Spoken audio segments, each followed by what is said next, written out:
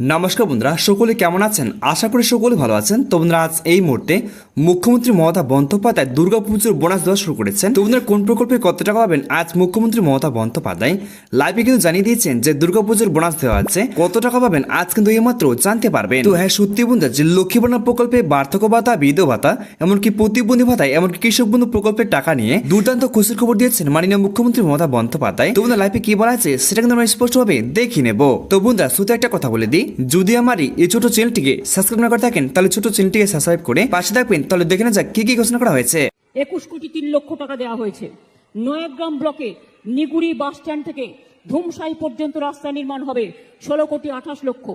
বিনপুর 2 নম্বর ব্লকে বেলপাহাড়ি থেকে চাকাডোবা পর্যন্ত রাস্তা নির্মাণ 13,90,00,000 টাকা দেওয়া হয়েছে। ঝাড়গ্রাম জামবনি রাস্তা পারিহাটি জামবনি ফেকেঘাট রাস্তার মধ্যে সংযুক্তকারী রাস্তার মান উন্নয়ন 9,41,00,000 টাকা দেওয়া হয়েছে। বিনপুর 2 নম্বর ব্লকে আর বলবো অনেক আছে।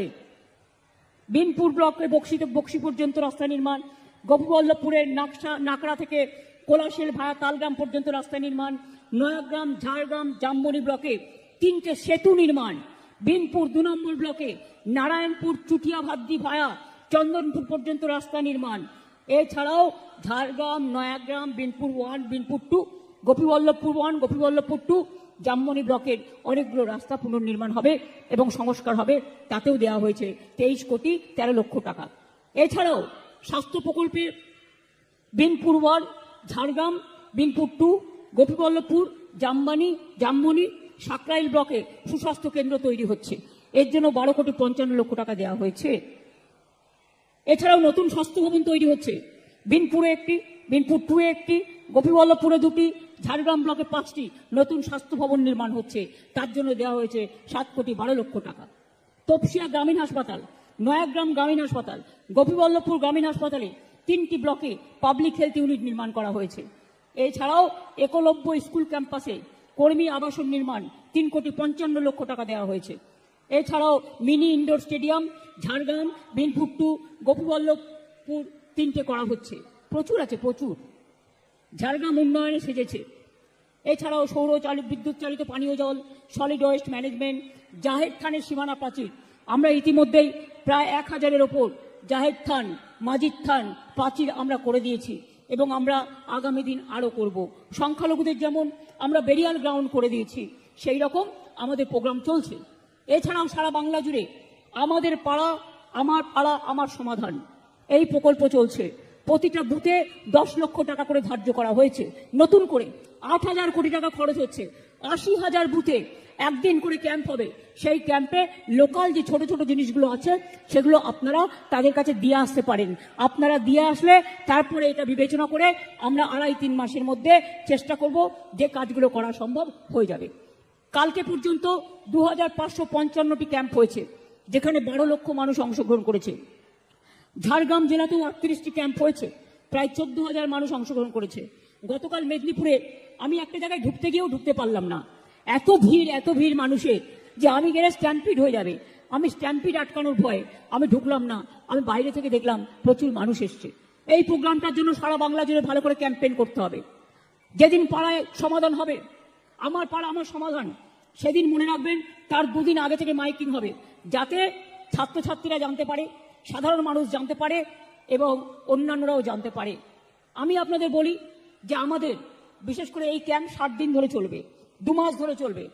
এছাড়াও মনে রাখবেন ঝাড়গ্রাম জেলাকে নতুন জেলার স্বীকৃতি আমরা দিয়েছি, যেমন আলিপুরদুয়ার জেলা নতুন স্বীকৃতি আমরা দিয়েছি, কালিম্পং জেলা নতুন জেলা আমরা তৈরি করে দিয়েছি।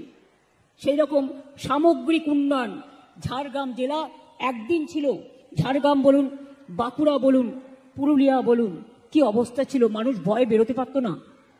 আমি যখন লালগড় গেছি আমার গাড়ি আটকে দিয়েছে, যখন গন্ডগোল চলছিল আমরা ক্ষমতায় আসার আগে। আমি নেতায় গেছি, 7 জন খুন হয়েছিল, ঢুকতে পারছিলাম না। সেই লালগড়ে আজকে দেখবেন ব্রিজ হয়েছে, কলেজ হয়েছে, হস্টেল, আপনাদের নার্সিং সেন্টার হয়েছে, কত সুন্দর হয়ে গেছে। আজকে গেলে চিনতে পারবেন না। এই ঝাড়গ্রাম আমি যখন আসতাম দেখতাম সরু একটা রাস্তা দিয়ে আসতে হতো। আমার একটা ছোট্ট ঘটনা মনে পড়ে। আমি একবার ঝাড়গ্রামের দিকে ঢুকছি খড়গপুর থেকে, আর একটা ট্রাকওয়ালা, লরিওয়ালা, একটা ড্রাইভার সে ঝাড়গ্রাম থেকে খড়গপুরে বেরোচ্ছে, হঠাৎ দেখি সে হাত তুলে নাচছে, মানে খারাপ রাস্তাটা পেরিয়ে গেছে, আমাদের বলছে যাও না যাও, এবার বুঝবে। আমার সেদিনটার কথা কিন্তু মনে আছে। আর আজকে দেখুন আমরা কত তাড়াতাড়ি পৌঁছতে পারি, আমরা কত তাড়াতাড়ি হাসতে পারি, আমরা কত তাড়াতাড়ি আসতে পারি, এবং আমরা কত প্রাকৃতিক সৌন্দর্য, স্বাস্থ্য উদ্ধার। এই ঝাড়গ্রামে অনেক বিশিষ্ট মানুষ জন্মেছেন, অনেক বিশিষ্ট মানুষের এখানে অবদান আছে। স্বাস্থ্য উদ্ধারের জন্য ঝাড়গ্রামের মানুষ আসতেন। আমি নিজে বাইকারে গিয়ে দেখেছি ঝাড়গ্রাম থেকে ঝিলিমিলি হয়ে যে রাস্তাটা মুকুটমণিপুরে যায়, এত সুন্দর রাস্তা আমি অযোধ্যা পাহাড়েও দেখেছি। একদম ঢেউ খেলানো রাস্তা, মনে হচ্ছে ঢেউ খেলতে খেলতে যাচ্ছে, এত সুন্দর। এগুলো ট্যুরিজম সার্কিট হয়েছে। কনক দুর্গা মন্দির থেকে শুরু করে আমি নিজেও গিয়েছিলাম, তাদের উন্নয়নও আমি করেছি। এবং কনক দুর্গা মন্দির থেকে একেবারে রাজবাড়ি সংস্কারের যে কটেজ তৈরি করা থেকে শুরু করে অনেক জায়গা নতুন করে ঢেলে সাজানো হয়েছে। আগে তো মানুষের থাকবার জায়গা ছিল না, আজকে মানুষ কত খুশি, কত দোকান হয়েছে ঝাড়গ্রাম টাউনে। আমি ডিএমকে একটা বলবো, এখানে সিএসও আছে, এখানে অনেক মানুষ আছে যারা রায়তি পরিবারের দীর্ঘদিন আছে। ডিএম যেটা বলেছিল ওদের পাট্টা দেওয়া হবে, কিন্তু ওরা পাট্টা চায় না, ওর রায়তি সম্মানটাই চায়। তো আমার কি অসুবিধে? আলু আর পটলে আমি ভাগ করতে যাব কেন? আলু আলুতে খাই, পটল পটলে খাই, আবার আলু পটলের তরকারিও খাই। সুতরাং যাদের রায়তি জমি ল্যান্ড চাইছে, যারা দীর্ঘদিন ধরে আছে, তাদের প্রসেস করে দিয়ে দেওয়া হোক, এটার জন্য অপেক্ষা করার কোনো দরকার নেই। আর ল্যান্ড থেকে আমি সিএসকে বলবো এটা ক্যাবিনেটে নিয়ে এসে করে দেওয়ার জন্য, মেনশন করে দেওয়ার জন্য। পর্যটন, সাঁওতালি ভাষাকে আমরা মর্যাদা দিয়েছি। Ol Chiki language, Ol Chiki teacher, Ol Chiki dictionary, Ol Chiki ভাষায় কথা বলা, বই তৈরি করা, শাড়ি এবং সারনা ধর্ম নিয়ে যাতে আদিবাসীরা তাদের ধর্মের মর্যাদা পায়, সেটা নিয়েও আমরা চেষ্টা করছি। কুর্মি ভাষা নিয়েও আমি জানি আপনাদের ব্যাপার একটা আছে, যে আপনারা চান না আপনাদের জমি কেউ দখল করুক, যার জন্য আমরা সেই আইনটা করে দিয়েছি যাতে ট্রাইবেলদের জমি কেউ নিয়ে নিতে না পারে। কিন্তু কুর্মিও একটা ভাষা, তাদের কুর্মালি, তাদেরটা সার্ভে হচ্ছে, সেটা গভর্নমেন্ট অফ ইন্ডিয়ার কাছে আছে, তারা সিদ্ধান্ত নেবেন। আমি আপনাদের বলি, মাওবাদী যারা হামলায় মারা গেছে সব পরিবারকে পুলিশের চাকরি দেওয়া হয়েছে। জঙ্গলমহল উৎসব, জঙ্গলমহল কাপের আয়োজন করা হয়েছে। এই আজকে যেটা আমি দেখলাম একাডেমির ছেলেমেয়েরা, এখানে আর্চারি একাডেমির ছেলেমেয়েরা আজকে কিন্তু ন্যাশনাল গেমসে খেলছে যতদূর আমি জানি, এবং তারা পুরস্কার নিয়ে আসছে। আমি একদিন বিশ্বাস করি এরা অলিম্পিকে পুরস্কার নিয়ে আসবে, যদি আমরা ভালো করে তাদের ফুল সাপোর্ট দিতে পারি।